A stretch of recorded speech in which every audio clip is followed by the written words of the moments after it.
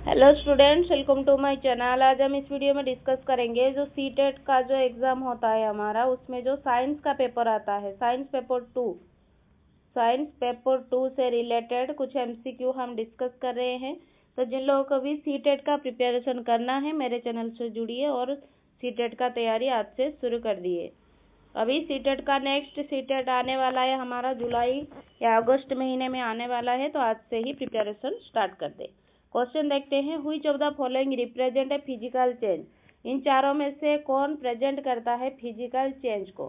Physical change हम किसे बोलते हैं, जो चेंजेस होता है उनमें कोई भी new substance, no new substance form, कोई भी न्यू सब्सटेंस नहीं होता है और ओनली शेप, साइज और स्टेट चेंज होता है, लेकिन कोई भी सब्सटेंस नहीं होता न्यू सब्सटेंस, और ये रिवर्सिबल होता है, मतलब हम वापस उस स्टेट में भी आ सकते हैं।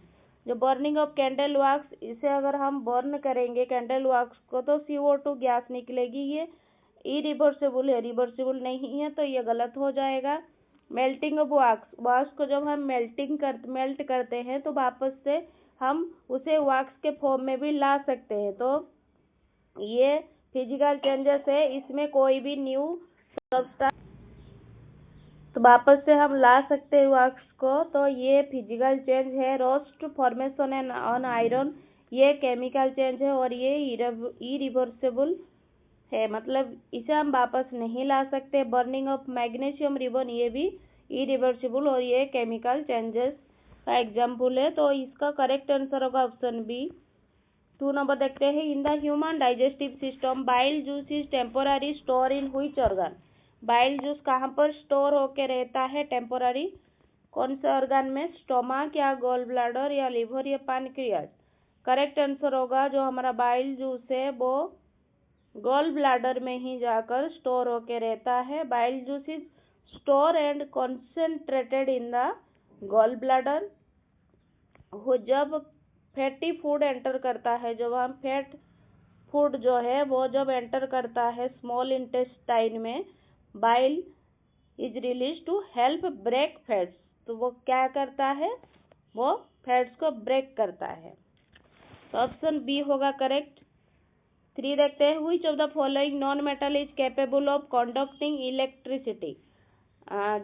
कौन सा नॉन मेटल है जो कि इलेक्ट्रिसिटी कंडक्ट करता है। हमें पता है नॉन मेटल जो होता है वो गुड कंडक्टर नहीं होते इलेक्ट्रिसिटी का, मेटल ही होते हैं good conductor of electricity. Non metal जो है वो पोर कंडक्टर ऑफ इलेक्ट्रिसिटी होते हैं, लेकिन जो ग्राफाइट होता है हमारा, जो कि हमारी एक कार्बन का एलोट्रोप है, वो फ्री इलेक्ट्रॉन उसके पास नहीं होता, लेकिन ये एक्सेप्शन है, ये हमारा एक इकलौता नॉन मेटल है जो कि गुड कंडक्टर इलेक्ट्रिसिटी कंडक्ट करता है, ऑप्शन बी होगा करेक्ट। 4 देखते हैं, the temperature range of a clinical thermometer is designed to measure human body temperature between.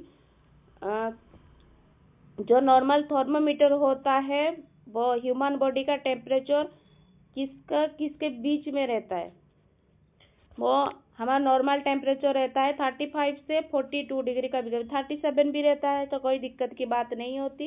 Human body temperature stay with in this narrow range, तो ये Celsius में है। Fahrenheit में अगर देखेंगे 94 डिग्री फ़ारेनहाइट से अगर 108 डिग्री फ़ारेनहाइट है, तो इस बीच रहती है, तो ऑप्शन ए होगा करेक्ट। 5 देखते हैं, which of the following organism does not possesses a cell wall. इन चारों में से कौन सेल वॉल पोजेस नहीं करता, इस एमीबा या ओनियन पील सेल या बैक्टीरिया। करेक्ट आंसर होगा एमीबा, वो उसके पास कोई भी सेल वॉल नहीं होता। एमीबा इज एनिमल सेल, ये एक एनिमल सेल है जो कि प्रोटोजोआ के अंदर आता है, एंड एनिमल सेल डर नॉट हैव, ये सेल वॉल नहीं रखते। सेल वॉल कहाँ पर होते हैं, सेल वॉल हमारा जो प्लांट सेल होता है उनके पास रहता है, तो ऑप्शन बी होगा करेक्ट 5 का। 6 देखते हैं, through which of the following medium can sound not propagate. कौन से मीडियम में साउंड प्रोपागेट नहीं होता या पास नहीं कर पाता। साउंड को पास करने के लिए एक मीडियम चाहिए होता है, मतलब वो स्टेट चाहिए होता है जो कि सॉलिड या लिक्विड या गैस, इसमें साउंड ट्रैवल कर पाता है। लेकिन जो वैक्यूम होता है, वैक्यूम, उसमें साउंड प्रोपागेट नहीं कर पाता है। तो इसका जो करेक्ट आंसर होगा वो बी होगा। एयर से तो साउंड पास कर सकता है, स्टील में भी साउंड, वाटर में भी साउंड पास कर सकता है। तो ऑप्शन इसका जो करेक्ट है वो बी, वैक्यूम।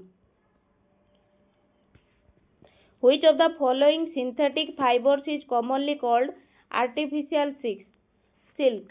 आर्टिफिशियल सिल्क किसे कहते हैं? सिंथेटिक फाइबर है उसे हम आर्टिफिशियल सिल्क बोलते हैं।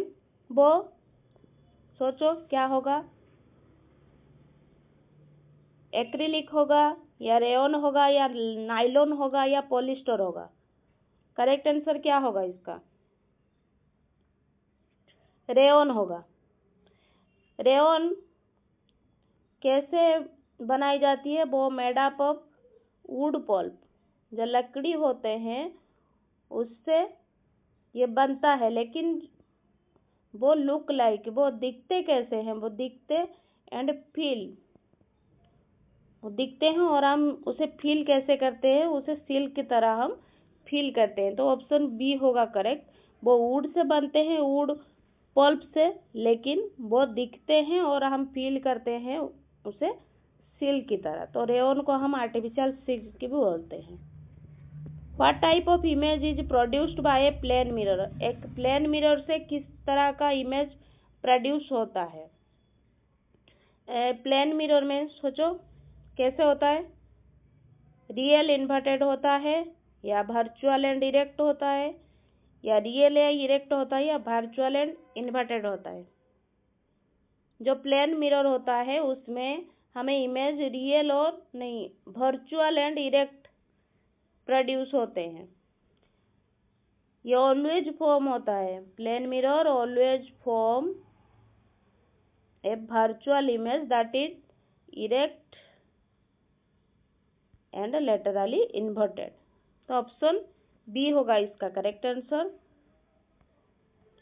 Which of the following crops is mainly grow during the kharif season in India? इन चारों में से कौन सा खरीफ सीजन में ग्रो होता है? सोचो, मस्टर्ड, पैडी या व्हीट या ग्राम। करेक्ट आंसर होगा पैडी और राइस। एक खरीफ क्रॉप है जो कि रेनी सीजन में उगाई जाती है। खरीफ जो होते हैं फसल वो रेनी सीजन में उगाई जाती है, जो कि जून और सितंबर के बीच में ही आते हैं। तो ऑप्शन बी होगा इसका करेक्ट। 10 देखते हैं। Which of the following gases is mainly responsible for global warming? इन चारों में से कौन सा रेस्पॉन्सिबल है ग्लोबल वार्मिंग के लिए? सोचो, ऑक्सीजन, कार्बन डाइऑक्साइड या आर्गन या नाइट्रोजन। जो कि ग्लोबल वार्मिंग के लिए रेस्पॉन्सिबल है वो है कार्बन डाइऑक्साइड, जो कि CO2 है। ये क्या करता है? ये हीट जो होता है, जो हमारे एटमॉस्फेयर में हीट होता है वो उसे रोकता है CO2, जिसकी वजह से ग्रीन हाउस इफेक्ट होता है। तो ऑप्शन बी होगा इसका करेक्ट। हमने यहाँ पर टोटल 10 क्वेश्चन डिस्कस किया है। आपका 10 में से कितना करेक्ट हो रहा है मुझे कमेंट बॉक्स में जरूर बताना, और सीटेट का प्रिपरेशन अच्छे से शुरू कर दो। Thank you students, keep studying.